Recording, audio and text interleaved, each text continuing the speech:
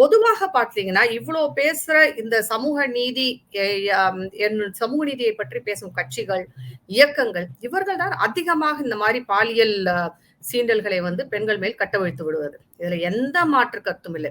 அது கம்யூனிஸ்டா இருக்கட்டும், இல்ல திராவிட கட்சிகளா இருக்கட்டும், இவர்கள் தான் வந்து அதிகமா இதுல வந்து ஈடுபடுறாங்க. ஏன் அப்படின்னு பார்த்தீங்கன்னா, சினிமா உலகமே இவர்கள் கையில் தான் இருக்கு. லெஃப்டிஸ்ட் கையில தான் வந்து சினிமா உலகமே இருக்கு. அந்த ரைட் விங் எல்லாம் இதுல வந்து பெருசா வந்து அவங்க எதுவுமே சாதிக்கல. சோ லெப்டிஸ்ட் கையில இருக்கும்போது இவர்கள் தான் அதிகமாக பெண்கள் உரிமையை பத்தி பேசுறவங்க. ஆனா இங்கதான் வந்து அதிகமான பெண்கள் மேல் நடக்கும் சுரண்டல்களும் சீண்டல்களும் நடக்குது.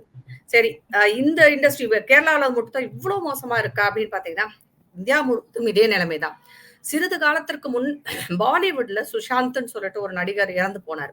அப்போ ஒரு பெரிய எல்லாரும் அதை பத்தி பெருசா பேசிட்டு இருந்தப்ப ஒரு விஷயம் வந்தது. இந்த காஸ்டிங் கோச் பத்தி அப்பதான் வந்து இது பெரிய அளவுல வெளியில வந்தது. அதுல ஆண் நடிகர்கள் கூட இந்த நிலைமைக்கு ஆளாகிறார்கள் என்ற ஒரு குற்றச்சாட்டும் வந்தது.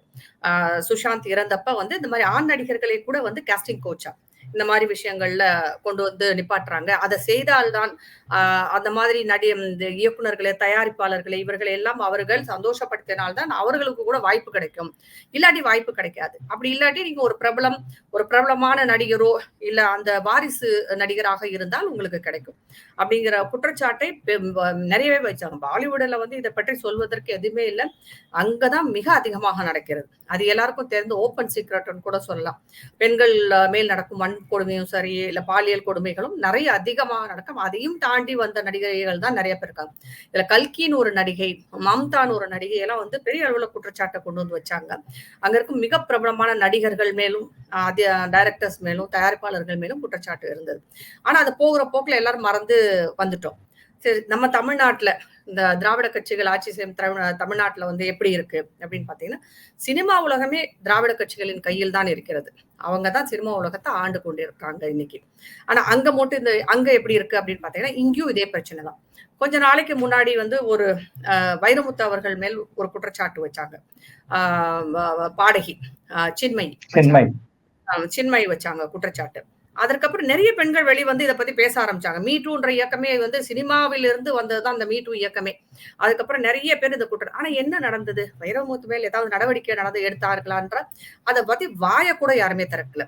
இன்றைக்கு வேணா விஷால் என்னும் நடிகர் வந்து நாங்க பொறுத்துக்க மாட்டோம், அதை செய்வோம் இதை செய்வோம்னு பேசியிருக்காரு, பேட்டி கொடுத்திருக்காரு. ஆனா அன்னைக்கு நீங்க எல்லாம் என்ன பண்ணீங்க?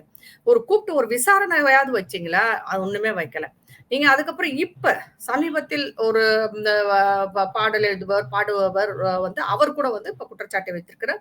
இன்னும் சொல்ல போனா அவர் பெரிய நடிகர் தனுஷ், அஜித் இந்த மாதிரி நடிகர்கள் எல்லாம் எப்படி வந்து இந்த ட்ரிங்க்ஸ் பார்ட்டி, அதாவது இந்த போதை கலாச்சாரம் எப்படி சினிமாவில் இருக்கு அப்படிங்கிறத பத்தி பேசியிருந்தாரு. அதற்கு இவர் தன்னுடைய கணவருடன் சென்று வந்ததை பற்றி எல்லாம் அவர் பேசியிருந்தார். தன் கணவரும் அப்படிப்பட்ட ஒருத்தர் தான். அது அதற்கப்புறம் வந்து நான் ஏற்கனவே சொன்ன மாதிரி ஆண் அந்த பாலினங்கள் ஒன்றாக இருப்பது இதெல்லாம் வந்து ரொம்ப சகஜமா நடக்கும் இங்க அப்படிங்கறது அந்த நடிகையும் அவர் பாடுறவரும் கூட, அவர் பேரு எனக்கு சரியா வரமாட்டேங்குது, சுசித்ரா பாடகி, அவங்க வந்து இத பெரிய அந்த கேஸ திரும்ப வாபஸ் வாங்கினதாவும் ஒரு நியூஸ் போயிட்டு இருக்கு. கடைசியா இவ்வளவு பேச்சு பேசினாங்க, பேட்டி எல்லாம் போனாங்க. ஆனா வந்து கடைசியா அந்த கேஸ் வந்து வாபஸ் வாங்கிட்டேன் அப்படிங்கிற மாதிரி ஒரு இது இருக்கு, தகவல் இருக்கு. ஏன்னா அவங்களதான் பைத்தியம்னு முத்திர குத்துனாங்களே, எல்லாரும் சேர்ந்து அவங்க பைத்தியம் முத்திர குத்திட்டாங்க. ஏதாவது ஒரு பெண் வெளியில வந்து பேசினா ஒண்ணு அவ திமிர் பிடிச்சவளா இருக்கணும், இல்லாட்டி பைத்தியக்காரியா இருக்கணும். அந்த மாதிரி ஒரு சூழ்நிலையை உண்டு பண்ணிடுறாங்க. இப்ப தமிழ் சினிமாக்களை பொறுத்த வரைக்கும் சமூக நீதி இப்ப அதிகமா இப்ப வர்ற நடிகர்கள் எடுத்துக்கோங்களேன், வெற்றிமாறன், பா ரஞ்சித், இந்த மாதிரி மாரி செல்வராஜ், இவங்க எல்லாம் வந்து பாத்தீங்கன்னா சினிமாவில தங்களை வந்து போராளிகளாக காமிச்சுக்குவாங்க. அதாவது கீழ்மட்டத்துல இருந்து வர்ற பெண் ஆண்களுக்கும் பெண்களுக்கும் மக்களுக்காக நாங்க தான் போராடுறோம், நாங்க தான் அதை செய்யறோம் இதை செய்யறோம்னு எல்லாம் காமிப்பாங்க. ஆனா இந்த சினிமா இண்டஸ்ட்ரியில நடக்கும் பெண்களுக்கு எதிராக நடக்கும் கொடுமையை பற்றி ஒரு வார்த்தை கூட ஓபன் பண்ண மாட்டாங்க, வாயே திறக்க மாட்டாங்க. எந்த பெண்ணும் இங்க வெளியில வந்து தங்களுக்கு நடந்த கொடுமையை பற்றி பேசவே முடியாது. அப்படி ஒரு சூழ்நிலை தான் தமிழ்நாட்டுல இருக்கிற சினிமாவிலையும் வந்து உங்களுக்கு வந்து நடந்துட்டு இருக்கு. அப்படி இருக்கும்போது இங்க தமிழ்நாட்டுல இது நடக்கல அப்படின்னு நம்ம ஒதுக்கவே முடியாது. நிறைய ஊர்வசி கூட இதை பத்தி பேசியிருந்தாங்க. நிறைய உங்களுக்கு வந்து மரணங்கள் நடந்ததும் தமிழ் சினிமாவில இருக்கு. நடிகை சோபா மரணமாக இருக்கட்டும், நடிகை சில் சுமிதா மரணமாக இருக்கட்டும், இன்னும் பல பேரோட மரணங்கள் பல நடிகைகள் காணாமல் போனது, பல நடிகைகள் மனநிலை பாதிக்கப்பட்ட நிகழ்ச்சிகள் எல்லாம் தமிழ் சினிமால உண்டு. ஆனா பாவப்பட்ட ஜென்மங்கள் தான் இந்த மாதிரி நடந்தாலும் தமிழ் சினிமா இன்றைக்கும் வந்து சமூக நீதியை பற்றி பேசும். நம்மளுடைய திராவிட கழகங்கள் நாங்க வந்து சினிமா மூலமாக சமூக நீதியை வந்து நிலைநாட்டிட்டு இருக்கோம் அப்படின்னு சொல்லிக்கிட்டே தாங்க இருப்பாங்க ஜி. ஆனா இங்கதான் வந்து அதிகமாக சுரண்டல்கள் நடப்பது மலையாள திரையுலகை விட பாலிவுட்டுக்கு அடுத்தபடியாக நம்ம கோலிவுட தான் சொல்லலாம். இங்கதான் வந்து அதிகமாக நடக்குது.